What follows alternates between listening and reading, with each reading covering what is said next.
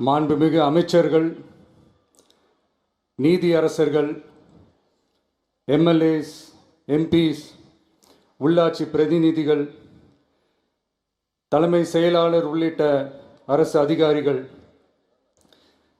நம்ம தாய் நாட்டின் சுதந்திர போராட்டத்தில் பங்கேற்று இன்றைக்கும் வாழ்ந்துட்டுருக்கிற தியாகிகள், தற்போது குடும்ப ஓய்வூதியம் பெற்று வரும் சுதந்திர போராட்ட தியாகிகளின் வாரிசுதாரர்கள், டிஜிபி உள்ளிட்ட அனைத்து காவல்துறை அதிகாரிகள், முப்படைகளை சேர்ந்த அலுவலர்கள், வீரர்கள், சிறப்பு விருந்தினர்கள், இன்னைக்கு இந்த சுதந்திர தினத்தில் கோட்டையில் கொடியேற்றுறதை பார்க்க வந்திருக்கிற பொதுமக்களுக்கும், இந்த சுதந்திர தினத்தை கொண்டாடிக்கிட்டு இருக்கிற என் நெஞ்சில் குடியிருக்கும் தமிழக மக்களுக்கும், மாணவ மாணவிகளுக்கும் அனைவருக்கும் என்னுடைய சுதந்திர தின நல்வாழ்த்துக்கள், என்னுடைய வணக்கத்தையும் தெரிவிச்சுக்கிறேன். தங்களுடைய உயிரை, உடமையை, வாழ்க்கையை எல்லாம் இழந்துட்டு நமக்காக சுதந்திரம் வாங்கி கொடுத்த நம்ம சுதந்திர போராட்ட தியாகிகள்,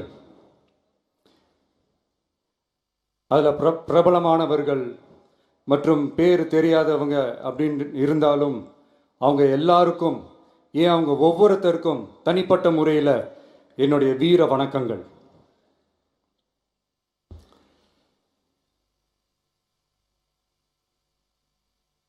நம்மளை ஒரு அடிமை மாதிரி வச்சிருக்காங்க அப்படின்னு தெரிஞ்சிட்டாலே மக்கள் மத்தியில் ஆட்டோமேட்டிக்காக ஒரு ஒற்றுமை ஒன்று வர ஆரம்பிக்கும். எல்லாரும் ஒரே மாதிரி யோசித்து ஒன்று சேர ஆரம்பிப்பாங்க. அப்படி ஒன்று சேர்ற இடத்துல தான் சாதி உடையும், மதம் உடையும், மொழி, இனம், இந்த மாதிரி எல்லாமே உடஞ்சி நொறுங்கும். அப்படி உடஞ்சி நொறுங்குற இடத்துல தான் கிடைக்கிறது தான் உண்மையான சுதந்திரம்.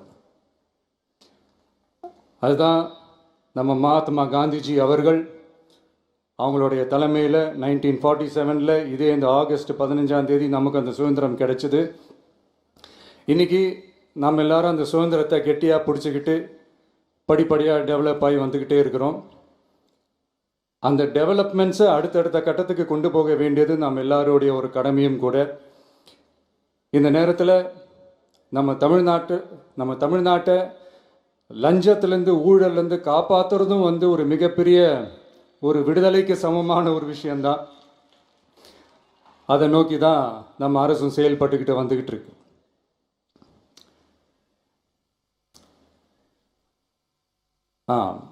இந்த 386 ஆண்டு பழமையான இந்த கோட்டையில்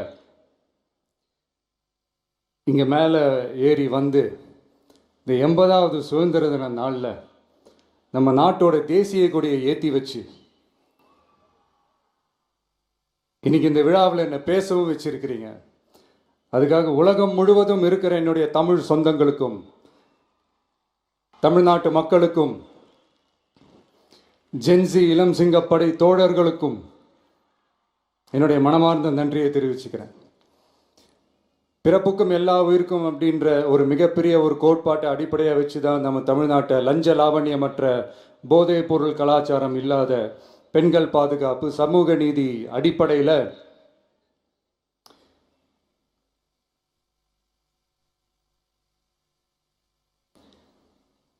ஒரு வெளிப்படையான, ஒரு உண்மையான, ஒரு நேர்மையான ஒரு நிர்வாகமாக இதை நாம் செயல்பட்டுக்கிட்டு வந்துக்கிட்டு இருக்கிறோம். பொது வாழ்வில் சமரசம் இருக்கவே கூடாது. மக்கள் நலன் தான் மிக மிக முக்கியமான ஒரு விஷயம். அந்த அடிப்படையில் தான் தமிழக வெற்றி கழக அரசு செயல்பட்டுக்கிட்டு வந்துக்கிட்டு இருக்கோம். அதே அடிப்படையில் தான் மக்கள் நலன் சார்ந்த திட்டங்கள்லையும் நம்ம சென்ட்ரல் கவர்மெண்ட்டோட நிர்வாக ரீதியாக ஒத்துழைப்போட இருக்கிறோம். But at the same time நம்ம தமிழ்நாடு கொள்கைகள்னு வந்துட்டா மாநில உரிமைகளுக்கு எதிரான முடிவுகள்லையும் சரி, தமிழ்நாட்டுக்கு எதிரான கொள்கை முடிவுகள்லையும் சரி, நம்ம டிவிகே அரசு எப்பவுமே எதிர்க்கும். அதில் எந்த மாற்று கருத்துமே கிடையாது. அதே மாதிரி இதுக்கு முன்னாடி நிறையா திட்டங்கள்லாம் கொண்டு வந்திருக்காங்க. அதில் எதெல்லாம் மக்களுக்கு யூஸ்ஃபுல்லாக இருக்கிற மாதிரி திட்டங்கள் இருக்கோ அதெல்லாம் கண்டினியூ பண்ணிக்கிட்டு தான் இருக்கிறோம். ஃபார் எக்ஸாம்பிள், ஜெயலலிதா மேடம் கொண்டு வந்த அம்மா உணவகம் திட்டம், அது இன்னும் மெருகேற்றி கண்டினியூ பண்ணிக்கிட்டு தான் இருக்கிறோம். அது மாதிரி காலை உணவு திட்டம், அதையும் இன்னும் விரிவுபடுத்தி 6th ஸ்டாண்டர்ட்லேருந்து 8th ஸ்டாண்டர்ட் வரைக்கும் அதையும் விரிவுபடுத்தி வர செப்டம்பர் 17ஆம் தேதி பெரியார் அவர்களுடைய பிறந்த நாள் அன்னைக்கு அதை தொடங்க இருக்கிறோம். ஸோ நம்மளுடைய அரசு, உங்களுடைய அரசு இந்த 3 மாதம் ஆகுது. இந்த 3 மாதத்தில் விவசாயிகளின் பயிர்க்கடன் ரூபாய் 5932.23 கோடி தள்ளுபடி செய்யப்பட்டுள்ளது. குறுவை சாகுபடி தொகுப்பு திட்டத்திற்கு ரூபாய் 134.83 கோடி வழங்கப்பட்டுள்ளது.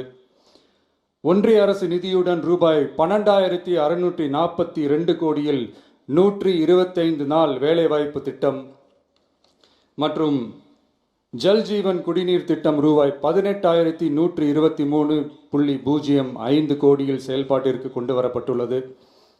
சுகாதாரத்துறையில் சேவைக்கு நலம் AI செயலி கொண்டு வரப்பட்டுள்ளது. பேரறிஞர் அண்ணாவின் பிறந்த நாளான செப்டம்பர் 15ஆம் நாள் தாய் மாமன் தங்க மோதிர திட்டம் ரூபாய் 755.83 கோடியில் தொடங்கப்பட உள்ளது. மக்களின் போக்குவரத்திற்கு ரூபாய் 127.21 கோடியில் 300 புதிய பஸ்கள் வழங்கப்பட்டுள்ளது. தமிழ்நாட்டில் மது பழக்கத்தை குறைத்திடும் வகையில் முதற்கட்டமாக 717 டாஸ்மாக் கடைகள் மூடப்பட்டுள்ளன. வெளிப்படையான நிர்வாகத்திற்காக நவீன தொழில்நுட்பத்தை பயன்படுத்தி கணினி மயமாக்கப்பட்ட நிர்வாகம் செயல்பாட்டில் உள்ளது. முன்னெப்போதும் இல்லாத ஆளில்லா பத்திரப்பதிவு செயல்பாட்டிற்கு கொண்டு வரப்பட உள்ளது. கோயில் நிலங்கள் கணக்கெடுக்கப்பட்டு அனைவருக்கும் தெரியுமாறு ஆன்லைனில் ஏற்றப்படுகிறது. வருவாய்த்துறையில் அனைத்து சான்றிதழ்களும் 15 தினங்களுக்குள் வழங்கப்படுகிறது. லஞ்சம் வாங்குவதை புகார் செய்ய புதிய வாட்ஸ்அப் எண் அறிவிக்கப்பட்டுள்ளது. அரசின் வருமானம் தனிநபருக்கு செல்வது தடுக்கப்பட்டுள்ளது. அனைத்து துறைகளிலும் லஞ்சம் ஊழல் ஒழிக்க தொடர் நடவடிக்கை எடுக்கப்பட்டு வருகிறது. கனிம பயன்பாடு முறைப்படுத்தப்பட்டு நவீன தொழில்நுட்ப உதவியுடன் விநியோகிக்கப்படுகிறது. சட்டம் ஒழுங்கு தீவிரமாக கண்காணிக்கப்பட்டு பராமரிக்கப்பட்டு வருகிறது. ஜூன் மாதம் 29, 30ஆம் தேதியில் நடந்த மாவட்ட ஆட்சியர் மற்றும் காவல் கண்காணிப்பாளர் மாநாட்டில் சட்டம் ஒழுங்கு பிரச்சனையில் கடுமையான நடவடிக்கை எடுக்க உத்தரவு போட்டிருக்கிறோம். அரசு சொல்லியிருக்கிறோம். மக்களை அலைய விடக்கூடாது, கோரிக்கைகளை நல்லபடியாக ஆராய்ஞ்சு சரியான வழியில் தீர்வை தர சொல்லியிருக்கிறோம்.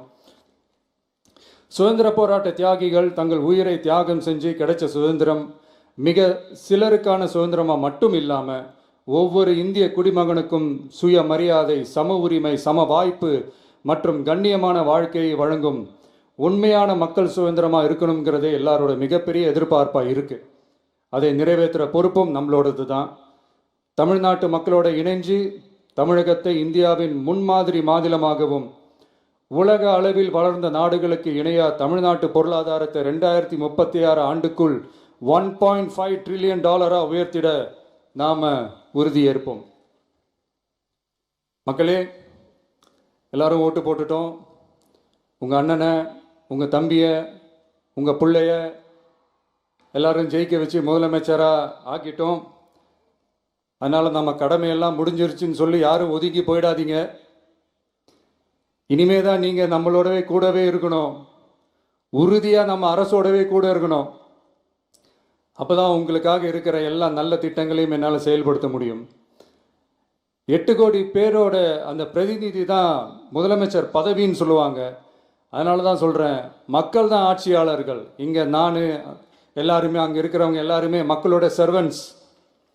அப்படி தான் நான் அதை பார்க்குறேன். ஸோ வாங்க எல்லாருமா சேர்ந்து நம்ம கடமையை சேர்ந்து செய்வோம்.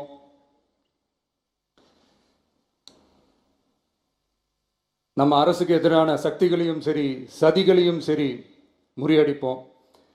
நீங்கள் எல்லாரும் நம்மளோடு இருக்கும்போது எனக்கு வேற என்னங்க கவலை? நல்லதை மட்டுமே நோக்கி நகருவோம்.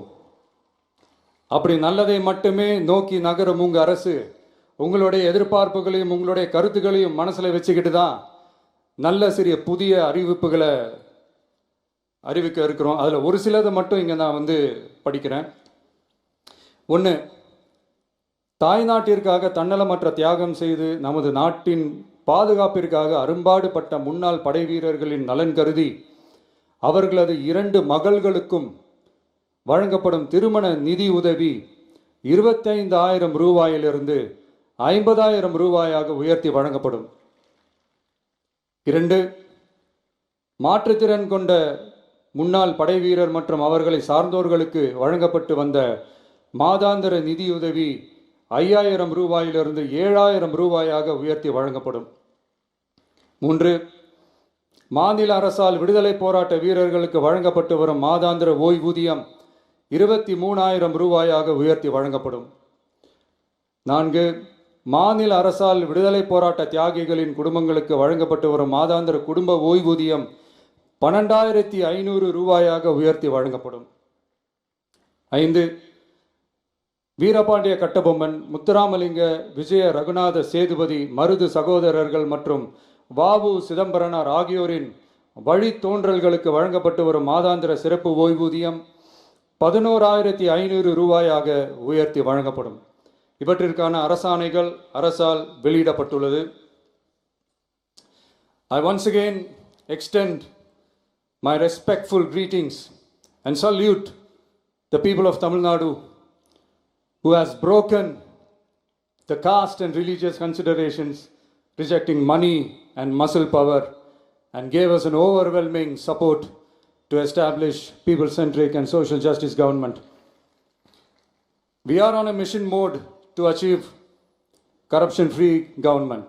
We want our people to develop zero tolerance towards corruption.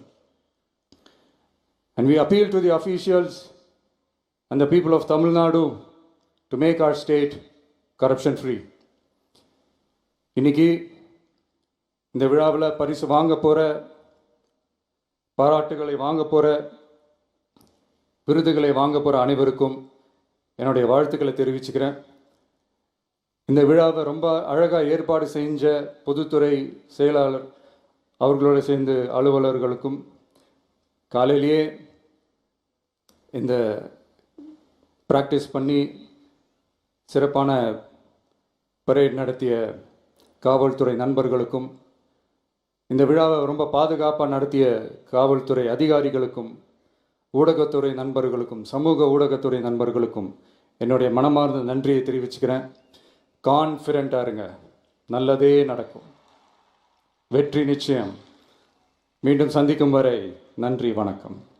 ஆயுர்வேதம் ஒரு பொக்கிஷம், நம் ஆயுள் நீட்டிக்கும் அற்புதம். டாக்டர் ஸ்ரீவர்மாஸ் அறுவை சிகிச்சையில் குணம், இது ஆயுட்கால நிவாரணம். டாக்டர் ஸ்ரீவர்மாஸ் அனைத்து நோய்களுக்குமான குணம், நம்ம தலைமுறைக்கான ஆரோக்கிய பொக்கிஷம். டாக்டர் ஸ்ரீவர்மாஸ்.